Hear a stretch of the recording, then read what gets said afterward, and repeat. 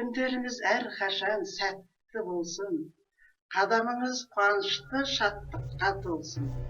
Ақ адал еңбегімен тауып жеген дастарханда асыңыз толы болсын. Отбасыларыңызға бақ береке болсын. Алла қолдап, періштелер қорғап жүрсін. Ағайын, туыс, бауырлар, жүрген жерің нұр болсын, тыңдағаның жыр болсын. Жолымыз басқа болғанмен, тілегіміз бір болсын.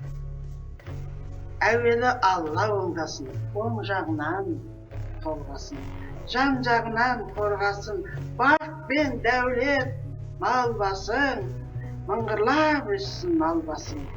Ұрпағымыз көп болсын, қайда барса жол болсын. Еліміз аман, жұртымыз тыныш заман болсын. Қария мен қарт әже, ақ тілегі оң болсын. Сәлеметсіздер ме, қадірлі көрермендер? Өздеріңізді жастар арнасы оң болсын бағдарламасы ашылғаныменен қызу қатты құттықтап отырмын.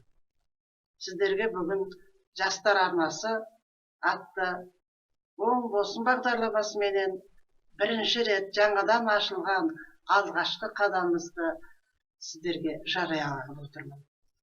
Қош келдіңіздер біздің арнаға. Жастар арнасы әрқашанда сіздермен бірге.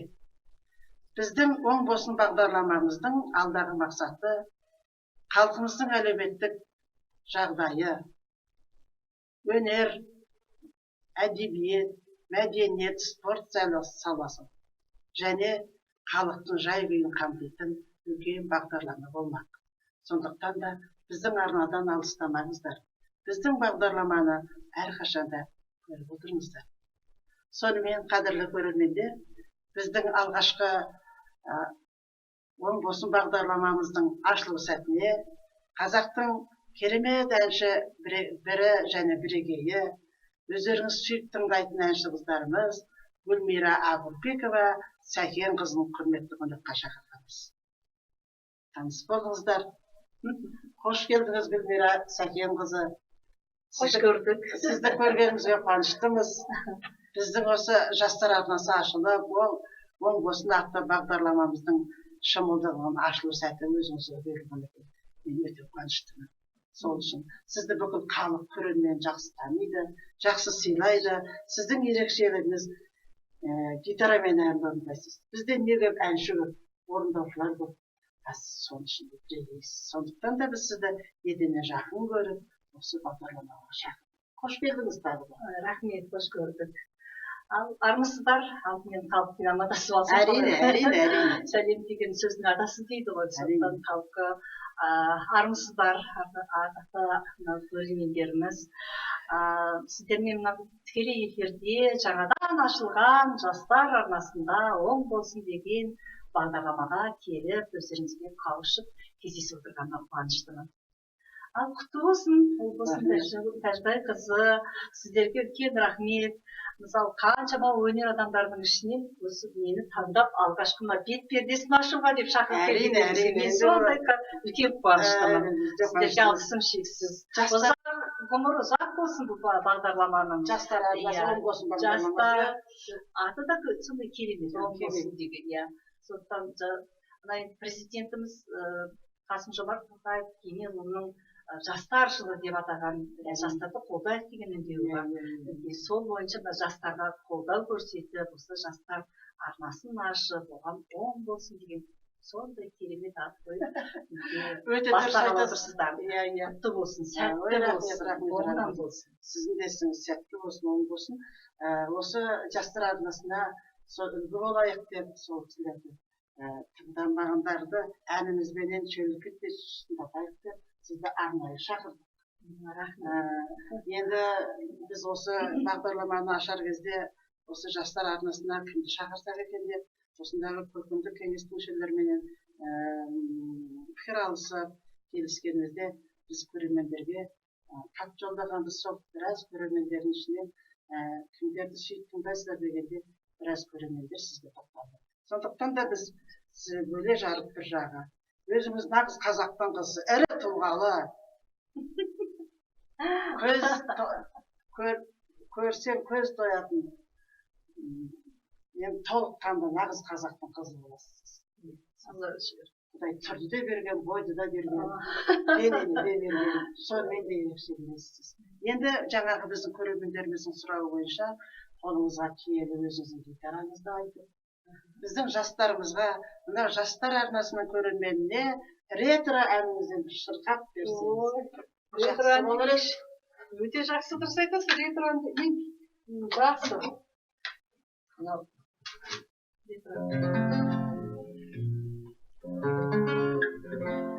Ретро әндердегі ойыны жақсы алдыңыз. Шынында да біз бұрыннан келе жатқан осы ретро әндерді насихаттауды біз өзіміз міндетіміз деп санаймын. Иә, ол біз үлкен бір жауапкершілікті іс деп санаймын. Сондықтан мен өзім гитарамен көбінесе сол ретро әндерді орындап жүремін негізі. Ал енді қазіргі ортайында ретро әндерді ойыма салдыңыз. Мен бала кезінде Қорабай Есенов ағамыз әнін тыңдайтынмын. Жас қалам деген ән. Сол әнді мен өзім ойладым. Қорабай Есенов ағамыз бірінші бұл осы гитара ұстап шыққан азамат, өнерге шыққан азамат. Сондықтан енді сол ағамыздың сол жас қалам деген әнін орындап осы менде бір насихаттап жүрейінші деген ой болды. Өте дұрыс, өте орынды, иә, кәне тыңдайық. Сол әнді орындап. Бәрекелді.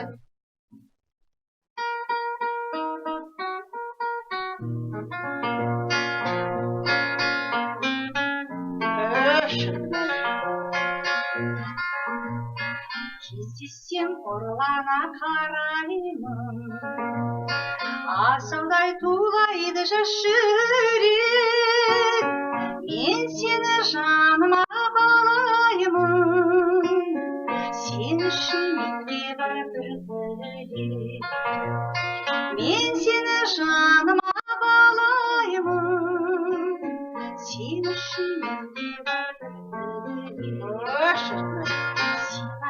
Көремін басқадан,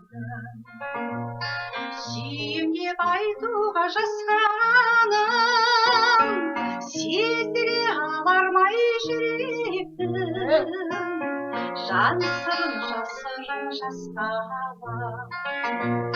Сездіре алар май жүректің, жан сырын жасырын жасқалам.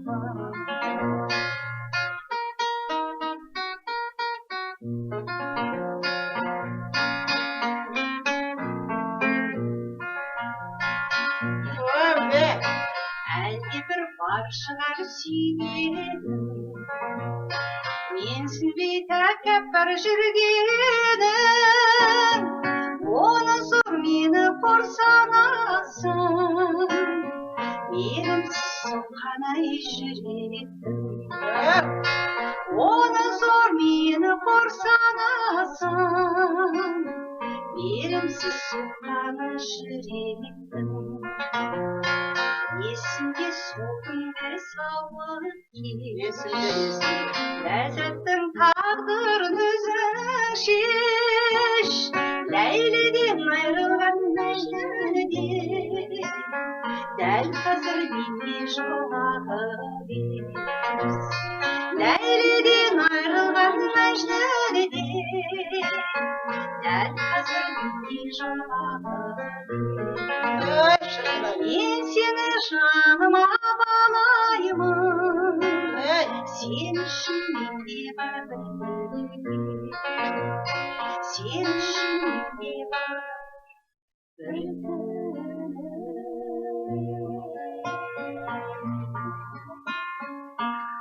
Керемет, керемет, керемет. Осы әнменен сусында, осы әнді студент кезімізде тыңдап өстік біздер. Солай болды. Осы әннің авторына да рахмет расында. Керемет ән, ретро әнге жетті. Дұрыс айтасыз. Мен мынау өзімнің жеке концерттерім, облыс орталықтарында концерттермен жүрмін. Енді өнер адамның беріп бір міндеті деп санаймын. Мен тіпті ауылдық жерлерге дейін барып концерт қоямын. Осы күні жазда мен осынау өткен жазда Атырау қаласында болдым. сол кезде мен бір 7 ауылға концертімді, жеке концертімді өткіздім. Жалғыз ауылда. Иә, бір өзім 7 концерт өткіздім. Сонда жаңа айтайын деген мынау гитарамен айтатын әндерге өте сұраныстар көп. Енді иә, сол гитарамды алып шығып ретро-әндерін орындаған кезде халық бірге қосылып орындап, қалай жақсы көреді. Сондай бір өзіңе бір сондай рух аласың, халықтан да сондай бір жаңа контакт болады дегендей. Біздің халқымыздан айналайын, осы өнерді керемет жақсы сүйеді ғой. Домбыраны қандай керемет жақсы көреді, гитараны қалай жақсы көреді. Әр халықтың өзінің бір тыңдарманы болады, әр әншісі болады, орындаушысы болады. Енді Гүлмира Сәкенқызы осы өнер жолына қалай келгеніңізден бастап айтсаңыз. Өнер жолына енді мектепті бітіргеннен кейін Алматыға келдім, арман қуып. Ел сияқты. Жаспыз ол кезде, жалындап жаспыз. Сол оқыған мен АГУ, қазіргі АГУ ғой, химия, биология деген факультетіне педагогқа түскенмін. Мәссаған. Сол факультетте химия мен биологияны оқып жүрген кезінде сол кездерде бір халықтың ішіне таланттарды іздейміз деген бір бағдарлама болады. Бар болады біздің кезімізде. Ой үшін талант деген. Ой үшін талант. Иә. Сондай болып, енді біздің әрбір институтта, әрбір оқу орындарында сондай бір студенттердің арасынан жарыс өткізеді екен. Иә, жастар таңдайтын. Жастарды таңдайды. Соның ішінде біздің институттан енді бір суырылып шығып, біздің институттың намысын қорғайсың, жаңағы фестивальға қатысасың деп, оны енді бір үлкен жүк артып маған, сондай сол жүкті дұрыс орындап шығайын деген ниетпен мен бір жастыққа құшақ қояды. гитарамды қолыма алып, жаңағы сондай фестивальдарға, конкурстарға қатысып, намысын қорғап жүрген. Сөйтіп жүргенде осы телевидение, радиодағы журналистер көзіне түсіп, соған өздерінің бағдарламаларына шақыра бастады. Сөйтіп мен телевизорға шығып көріне бастадым. Біртіндеп өзім сол өнер жолына солай қалай баспалдағынан аттағанымды өзім де білмей қалдым. Мен сонда енді халықтың сұранысы ғой, енді концерттерде сезе бастадым. Солай өнерді бастасаңыз, қазір қалыптасқан, орындықты, өзіңіздің халық арасында орныңыз бар, халық сүйіп тыңдайтын әншіге айналдыңыз. Алдыңызға қандай керемет деді. Бұл халық деген жақсы ғой. Халық көрерменде бізде өте талғампаз. Мына өнер адамның бағасын беретін халық қой. Әрине. Сол халық қолдап тұрғаннан кейін ғана сахнада жүрміз. Аллаға шүкір. Халқымыздың арқасында осы көрермендер, сіздердің арқаларыңызда біздер жасаймыз, тіршілік жасаймыз, өмір сүргіміз келеді. Сіздер бар болыңыздар, аман болыңыздар. Енді мынау Гүлмира Сәкенқызы өнер жолын қалай бастасаңыз, енді өмір жолыңызға да бір тоқтала кеткім келіп отыр. Сіздің осы бір түйір перзент берсе, Алла тағала біздің қазақ айтады екен, оны бір жалғызым деме, мыңғарғам деп айт дейді екен. Сондай сіздің бір мыңғарғаңыз бар еді. Иә, сол хабарым бар сізден. Сол бір перзентіңіз, қызыңыз туралы қозғай кетсеңіз әңгімені. Жақсы.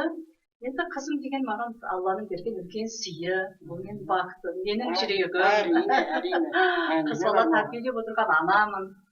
Өте үлкен бақыт мен үшін. Аллаға шүкір. Қызым қазір сіздердің жүрген өнер академиясында, кино ТВ факультетінде, соның ішінде арт менеджмент деген бар. Ой, бәрекелді, керемет мамандық ол. Сол мамандықты қызымның өзі таңдады. Оның алдында жаңағы неде оқыған, Чайковский атындағы музыкалық колледжде оқыған, 9 бітіргеннен кейін. Соны әншілікті сол жақтан тәмамдады. Одан кейінгі енді арт менеджмент боламын деп. Өзі әнші. Өзі әнші, иә. Алма ағаштан ұзақтамайды. Иә. Сабағынан ұзақтамайды. Сізден шыққан қыз болған екен, өнерге бір табан жақын деңізші. Аллаға шүкір. Болашақ арманы, мақсаты қызыңыздың? Болашақ арманы енді мынау әнші де болады деп ойлаймын, өзінің қалауы болсын. Енді негізгі қалаған қазіргі менеджмент жұмыс, менеджерлік жұмыс соған көбірек көңіл аударып жүр қазір. Енді қайсысы жеңіп кетеді екен, енді уақыттың еншісінде көреміз. Ең басы аман болсын, бақытты болсын. Бақытты болсын, иә, жастарымыз аман болсын. Болашақ біздің ұрпағымыз. Енді қызымыздың арманы асқақтай берсін, жете берсін. Өзіңіздің болашақтағы мақсатыңыз, арманыңызды білсек. Өзімнің енді арман деген ол біздің екі қанатымыз ғой, енді иә, сол арманымызға жету үшін алдымызға мақсат қоямыз, мақсатқа жету үшін еңбек етеміз. Еңбектің арқасында мінекей осы 30 жылдан астам уақыт киелі өнерде жүріп келе жатқан. Сізге осы жерде сөзіңізді бөліп бір қызық сұрақ берейінші? Иә. Жалпы көрерменге де сұрақ. Тікелей эфир болғаннан кейін. Біз тамақ жеу үшін өмір сүреміз бе? Жоқ, өмір сүру үшін тамақ жейміз бе? Жоқ, олай сұрақ. Біз тамақты өмір сүру үшін жейміз. Өмір сүру, тамақ жеу үшін өмір сүруге болмайды. Өмір сүру үшін тамақты сол үшін жейміз. Энергия алу үшін тамақтан. Әр көрерменнің біз ең бастысы рухани азық алуымыз керек. Мына өнер адамдары біз міндетті түрде халықтың құрметінен, қошеметінен, өзінің еңбегіңді бағалап жатқандығы бізге рух береді. Біз сол энергия аламыз халықтан, сол энергиямызды халыққа жұмсаймыз. Концерттен кейін өзінен өзің шаршап қаласың. Оның бәрі біз халыққа берген энергиямыз. Біз сонымен жасаймыз. Жарайсыз. Гүлмира Сәкенқызы, осы қазіргі орындаушыларға, қазіргі жастарға өсіп келе жатқан топ көбейіп кетті бізде. Осы әншілерге қалай қарайсыз? Сіздің бір көңіліңізді толатын, ауызы толтырып айта алатын фонограммасыз айта алатын әншілер тоқтай аласыз ба? Кешіріңіз, бүгін ғана телевизордан айтты, бұдан былай фонограммамен ән айтылмайды. Ол ән айтылатын болса, жазаға тартылатындай жағдай болады. Оған заң шығып жатыр. Дұрыс па деп те ойлаймын. Дұрыс, әрине. Біздің кезімізде біз де жас болдық. Әлде де жаспыз. Енді жасындағы жас. Бой жетіп жатырмыз. Енді бой жетіп жатырмыз. Сол кезде енді жаңадан өнерге қадам аттаған кезде біз фонограмма дегенді білмедік. Біз кәдімгідей шыққан кезде сахнаның сыртында тұрып, жүрегіміз тарсылдап, қобалжып, сахнаға шыққанға дейін қобалжып тұратынбыз. Ертең тапсыратындай, екі құлағың гүрс-гүрс, жүрегің дүрс-дүрс етіп, басың мәңгіріп, сахнаға шыққанда, Алла, жанымыз қалмайды. Сахнаға шыққаннан кейін сол қобалжу сейіліп, сахнаның киесі бар ғой. Одан кейін әнімізді жақсы айтып шығып, халықтың құрметі көрсетілетін бөлім сахнаның ішіне кірген кезде, есіңізде ме, біз бір-біріміздің қолымызды алушы едік қой. Жақсы шықты, жақсы айтып шықты. Ал енді өзінің көңіліне толмай қалған әншілер болса, олар кәдімгідей одан арман қобалжып, мен жеткізе алмай қалдым, сөз не болды ма деп. Ондайды, міне сол өнердің, ең қызығы өнердің биік шыңы деп мінекей. Ол біздің кезімізде сіздерге айтады, бізге айтады, жастар, сіздердің кездеріңізде әншілер аз болды дейді. Мен айтамын, аз болуының себебі сондай қиындыққа шыдаған әншілер, өнер адамдары ғана орта буынға жетті.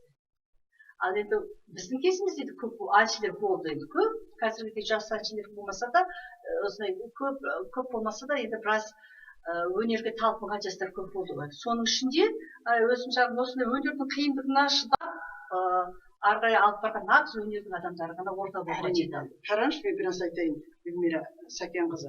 Осы фонограмманың бір қажетті де жері бар. Біз әрине айтамыз, біздің заман талабы, уақыт талабы солай. Көрермен де соны қалайды. Көрермендер айтып жатыр. Біз фонограммамен айтқан әншілерге неге біз ақшамыз шығында билет алып баруымыз керек? Бізге олар неге алдайды фонограммамен айтып, сахнаға шығып тек аузын ғана жыбырлап тұрады. Бізге живьем, табиғи дауыспен айтсын, жанды дауыспен дейді. О да дұрыс. Бірақ мен көрерменге тағы бір назым бар.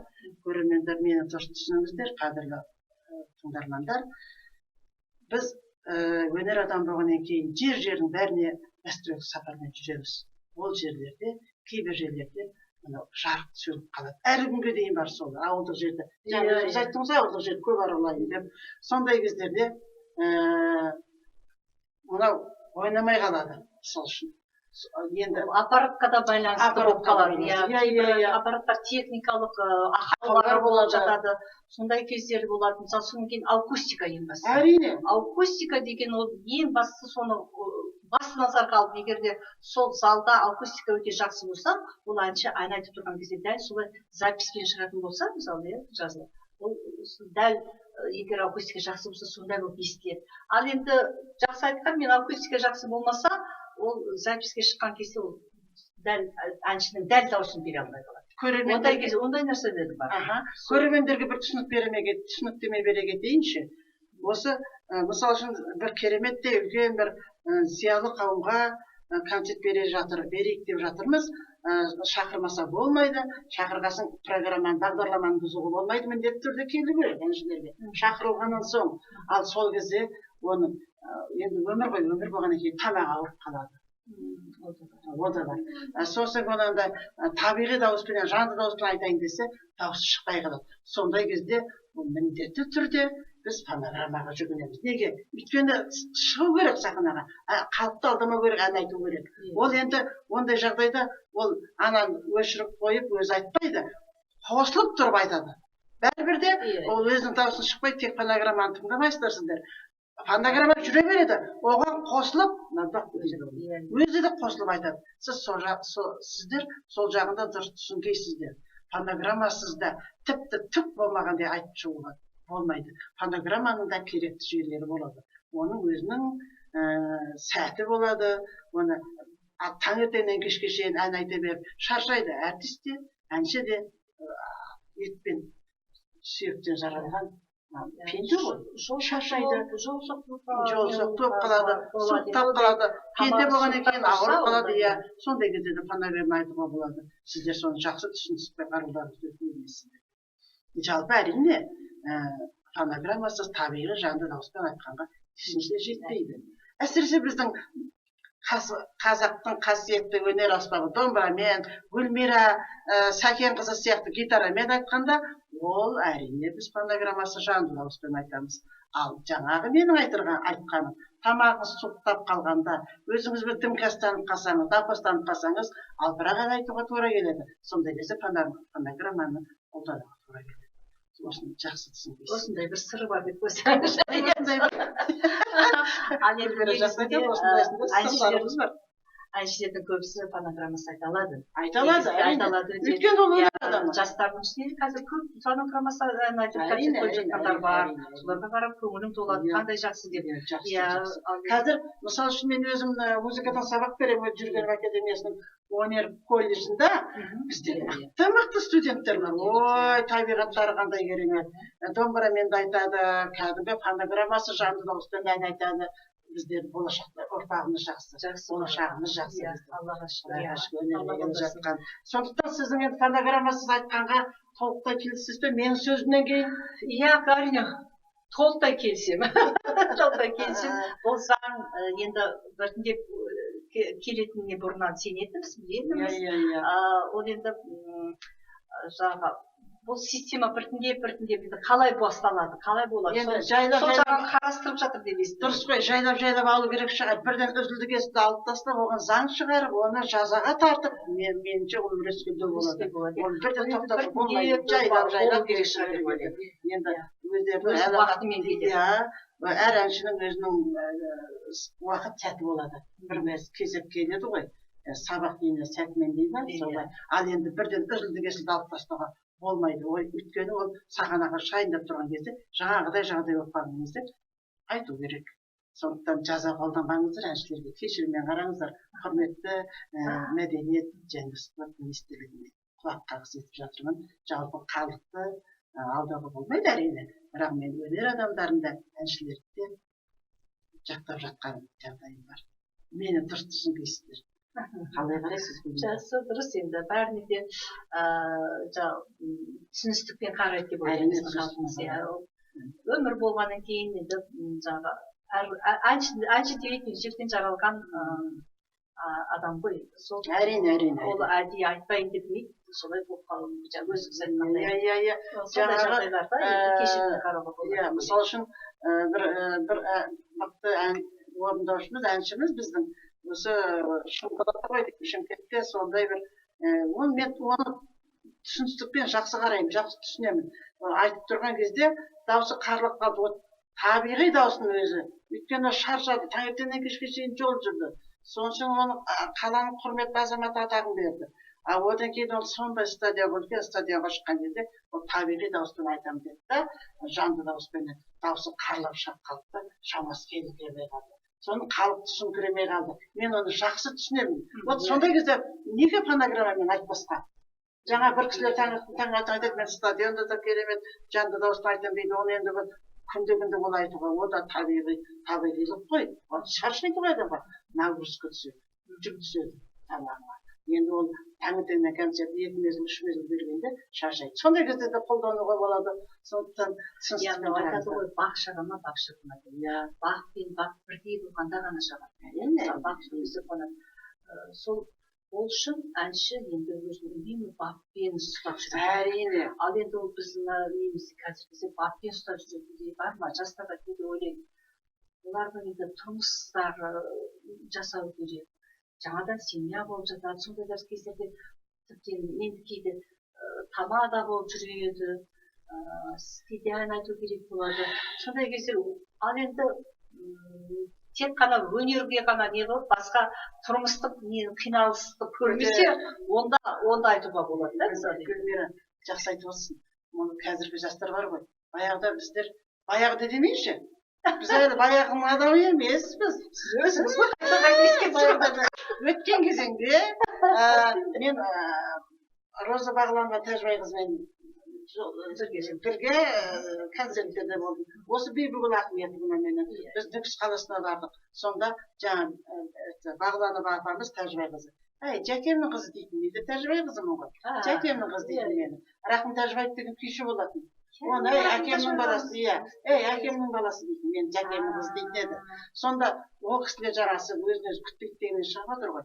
Сол жегені жаңағы бақтар әдемелеп, жұмыртқаны жұтты. Осыны өзін-өзін керемет күтіп, бір жағын өте дұрыс. Халықтың алдына шыққасын сен әдемі болуың керек, сәнді болуың керек. Тек қана бет басың бояған емес, бүкіл мүсінің сенің халықтың алдына шығатындай дәрежеде болуың керек. Сол үшін де ол әдемілеп, бүкіл массаждарын жасап, кереметтеп өзін күтіп, осы байғұс кете кеткенше көкшеде жүрді ғой. Осы Қаныш Әбдіхалық деген өзінің продюсері болды, әрі концерт жүргізуші, менің ағатайым. Сол екеуміз Сабинде Бағланова апамыз ауырып жатқанда оны сұрап бардық. Сонда ұзын қалатын жігіт. Келдіңдер ме дейді. Сонда өзі емханада ауырып жатыр, ауруханада жатыр. Аяғында мынандай ішпейді, форма жүретін. Ол мені білдіртеді. Ол өзін күткендігі. Мына бір адам келсе де, екі адам келсе де, оған ол көрермен болса мынандай. Сол көрерменнің алдында өзін керемет әдемі болып көрсетеді. Көрдіңдер қандай адамдармен біз жұмыс жасадық. Бақыттымыз. Вот, қазіргі жастарда ондай бар ма? Ол кезде өзін-өзі мына бет-әлпеті, дене құрысын күткен бір басқа, одан кейін ол дауысын күтеді. Осы дауыстарын, тамақтарын орап, жылы сүт ішіп, жұмыртқасын жұтып, ой терезенің жағыңдар қалған, ой ана жағыңдар, өйтпеңдер, бүйтпеңдер деп күтеді. Қазір ондай заман бар ма? Ондай сөзіңіз аузыңызда мен Роза Тәжібайқызының бір айтқан есімде, сонда бір айтқан еді. Мен ертең концерт болады деген күні, мен бір күн бойы ешкіммен сөйлеспей, өзіммен өзім болады дейді. Жеке өзім қаламын. Өйткені мен сол ертеңгі концертке дайындалатынмын деп айтады. Атырау өңірінің Азизалы Есқалиев деген керемет күйшісі болды осында. Сонда сол кісі айтады, мен концертке шығатында бір күн бұрын саусақтарымды күй тартпаймын, ешкіммен сөйлеспеймін, өз саусағымды өзім жаттығулар жасап, домбыраны сипап тәуелдеп қоямын. Қазіргі жастар сөйтеді ме? Өйтуге шамалары жоқ. Қазір уақытта жоқ. Қазір уақытта жоқ. Жастарды енді түсінуге болады. Дауыстары жақсы болып сыңғырлап, керемет связка дейді оларда. Жақсы бәрі таза жаңағы жас болып тұрғанмен, олар жаңағы тұрмыстың несімен өздері жүгіріп жүріп ол жасай тұрымтай тұсы балапан басы болып кетті ғой қазір. Оны өздері де күтпей жүгіріп ентігіп сабаққа келеді. Сабақтан шығып ентігіп студияға барып шеттерде ара жүріп жасайды. оқитын оқулар мысалы платный болса кәдімгі ақша төлеп оқитын оқуларда жүрген студенттер бар. Олар меніңше естуімше сабақтан кейін жұмыс істейді. Өнерде жүрген балаларға ол да өте оңай емес. Бізде өнер жолында жүрген жастарды айтып жатырмыз біздер. Жастарды сондықтан қолдайық, түсіністікпен қарайық. Осылай барлығы жақсы, алдағы уақытта сол баппен жұмыс істейтіндей болсын деп тілейміз. Құрметті көрермендер, біздер жүрек жарды шын өз ішкі пікірлерімізді айттық, сіздер дұрыс қабылдағайсыздар деп түсінеміз. Қайда барсаң жол болсын, еліміз аман, жұртымыз тыныш заман болсын. Қария мен қарт әже, ақ білегі оң болсын бағдарламасын жүргізген Тәжібай қызы ұл болсын. Қош сау сәлеметте болыңыздар. Ендігі жолы эфирде кездескенше аман болайық. Сау болыңыздар. Сау болыңыздар.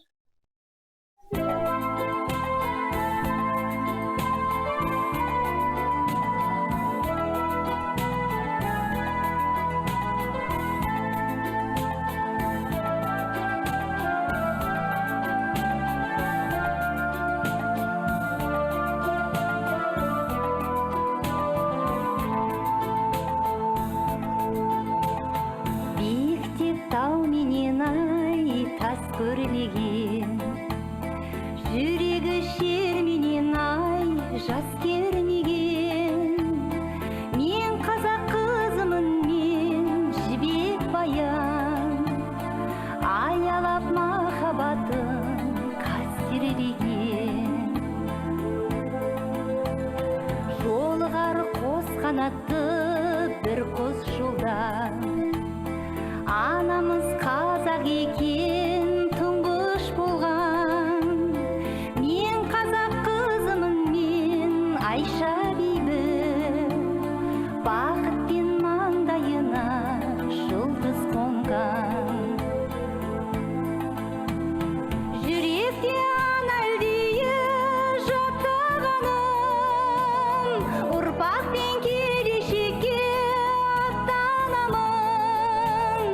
қастерлеп махаббатын болған ана мен қазақ қыздарымен мақтанамын